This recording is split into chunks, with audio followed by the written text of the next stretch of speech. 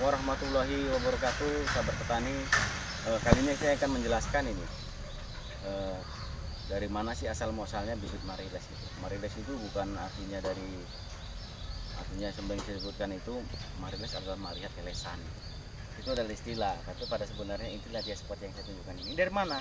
Ini dasarnya adalah dari bibit atau kentosan yang tumbuh-tumbuh pada piringan kelapa sawit. Yang ini dari mana? Kok bisa seperti ini? Ini akibat dari pengutipan brondolan yang tidak bersih. Inilah akan berganti. Ada akibat, ini juga akan menimbulkan biaya dalam mengendalikan. Kalau ini dibiarkan, dia akan mengganggu dalam hal pengutipan brondolan. Jadi bibit ini bisa dijadikan bibit, bisa. Tapi jadi pertanyaan bagaimana produktivitasnya? Kita seperti itu. Jadi inilah yang secara umum yang ditanam oleh petani kalau tidak membeli sertifikat dari balai yang dikeluarkan oleh PKS atau pihak lainnya.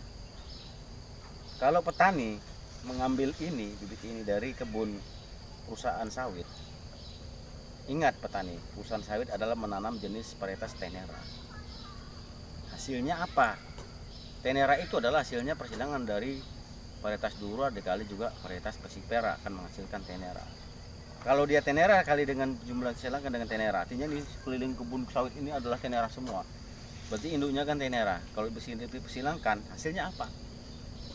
Ini akan menghasilkan 25% Dura, 50% tenera, dan juga 25% Persipera. Persipera itu yang seperti apa varietasnya? Dia seperti semacam tidak memiliki cangkang, dan juga biasanya sebelum panen, sebelum masak dia mengalami abortus, dia rontok bunganya, jadi sehingga gagal. Kalau seandainya inilah sempat ditanam petani jenisnya Persipera, petani akan rugi.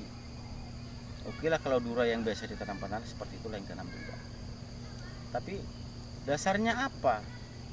Kok dari penelitian pusat kelapa sawit menganjurkan harus yang sertifikat yang dikeluarkan? Karena syaratnya banyak petani. Syaratnya apa dalam persidangan itu? Yang pertama, induknya harus sehat. Harus sehat induknya. Yang kedua, varietasnya harus jelas.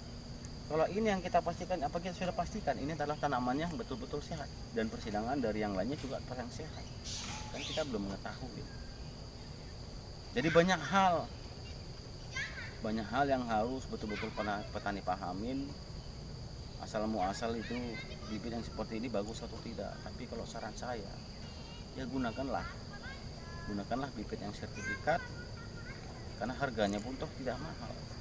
Kita gunakan ini dengan kita mengeluarkan harga Rp8.000 satu butir, tapi Rp8.000 jangka panjangnya cukup, yang kita hasilkan cukup maksimal.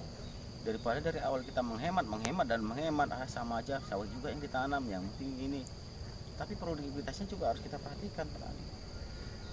Jadi petani sudah memahamin kalau bibit ini jadikan bibit bisa, tapi produktivitasnya kita belum bisa menjamin yang bisa memuaskan petani sampai nanti tanaman itu kan tumbuh. Ini saja yang dapat saya sampaikan. Mudah-mudahan petani bisa mengerti ini. Ya gunakanlah, belilah bibit yang sertifikat supaya produktivitas lapangan juga oke. Dan juga petani menjual buah ke PKS ataupun